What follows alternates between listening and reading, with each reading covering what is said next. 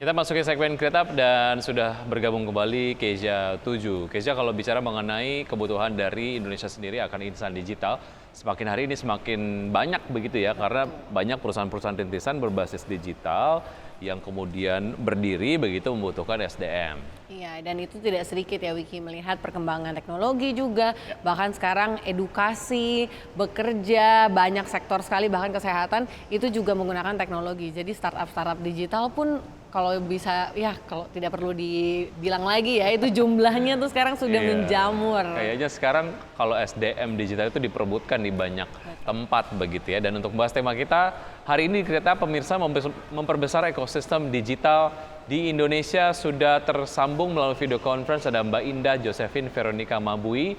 Beliau adalah co-founder dan juga CEO dari Digital Hunter. Selamat pagi Mbak Indah. Halo, selamat pagi. Apa kabar Mbak? Nah, Baik, terima kasih ya, sudah. baik, terima kasih. Baik, terima kasih sudah bergabung bersama kami di Create Up. Mbak Indah, bagaimana Anda melihat perkembangan talenta digital di Indonesia belakangan ini? Bagi saya sih talenta digital di Indonesia itu berkembang sangat pesat ya dalam waktu tahun terakhir ini. Dan kemudian kalau misalnya kita lihat, terutama di bidang hal e-commerce, vintage, dan perusahaan teknologi digital lainnya, itu telah menciptakan permintaan besar untuk tenaga kerja gitu, yang memiliki keterampilan digital. Nah, beberapa hal yang mungkin kita perlu lihat ya tentang perkembangan digital di Indonesia itu ketersediaan keterampilan digital, di mana semakin banyak pelatihan dan program pendidikan yang tersedia bagi masyarakat Indonesia itu mempelajari dalam bidang keterampilan digital seperti programan, desain grafis, manajemen produk, dan juga pemasaran digital.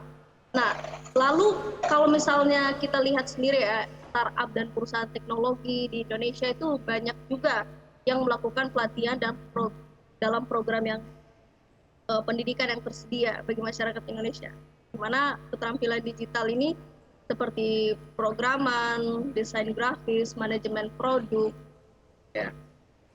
Dan juga kalau perubahan di berbagai industri, kita lihat saja perkembangan teknologi digital juga telah merubah banyak industri tradisional seperti e-commerce. Dia menggeser penjualan retail tradisional dan kemudian mengubah pola hidup kita ya, yang awalnya memesan makanan melalui retail tradisional berubah ke pesanan makanan online.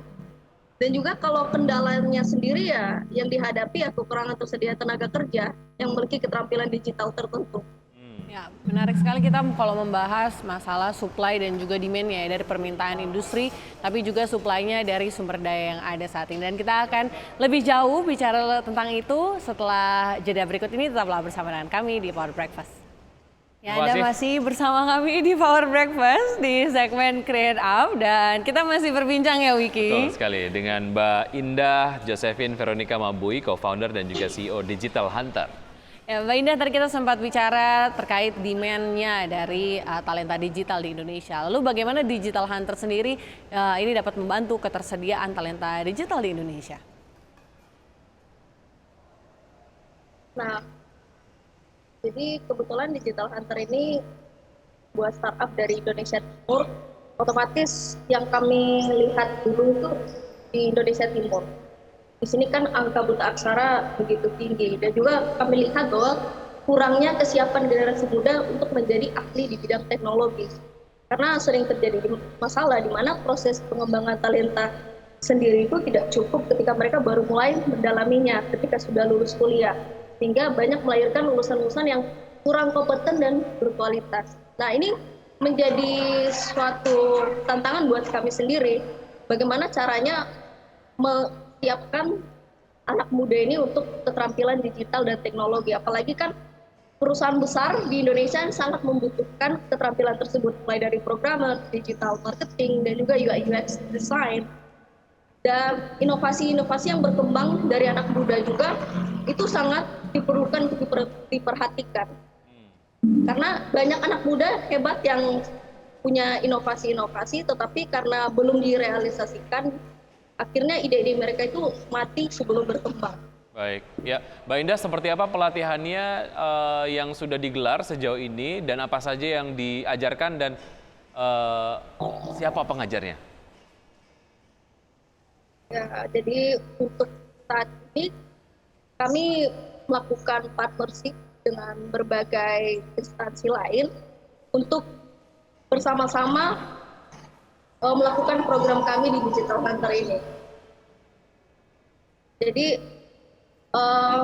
bagi kami selain sebagai pusat informasi juga memberikan halo?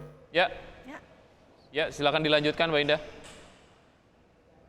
Jadi poinnya itu untuk awal kita melakukan pembelajaran melalui aplikasi, kemudian ada bootcamp juga, dan juga kami ini kan bukan cuma sekedar sebuah startup yang hanya mengajarkan tentang bidang digital, tetapi kami juga mengajarkan tentang soft skill dan hard skill, di mana ada public speaking, programming, terus juga UX design, dan juga mengajarkan tentang berbagai hal yang sangat dibutuhkan oleh perusahaan besar.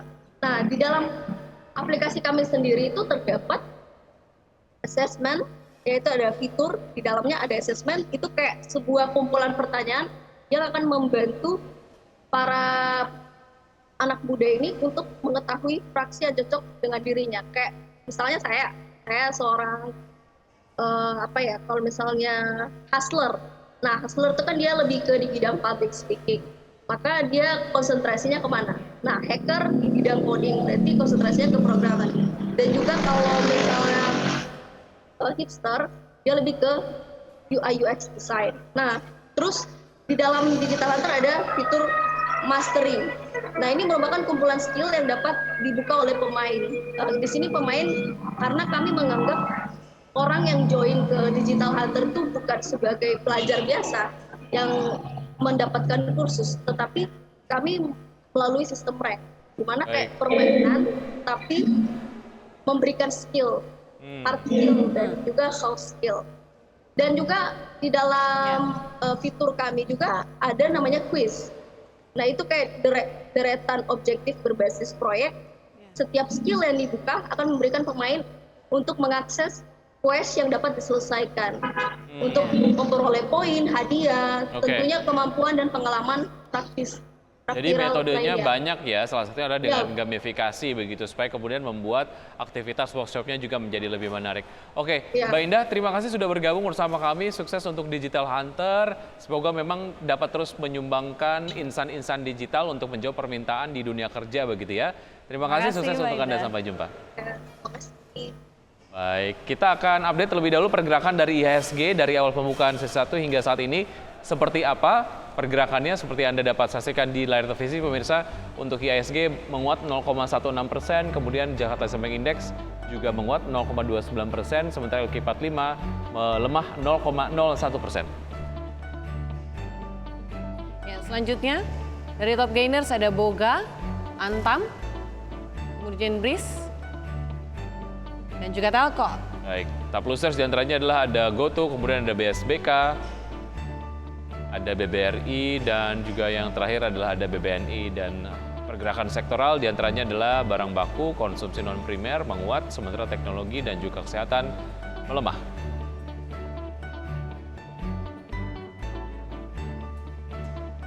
Ya, baik pemirsa, 90 menit sudah kami menemani Anda dalam Power Breakfast. Ya, semoga pembahasan hari ini dapat menjadi referensi dan sumber informasi untuk Anda.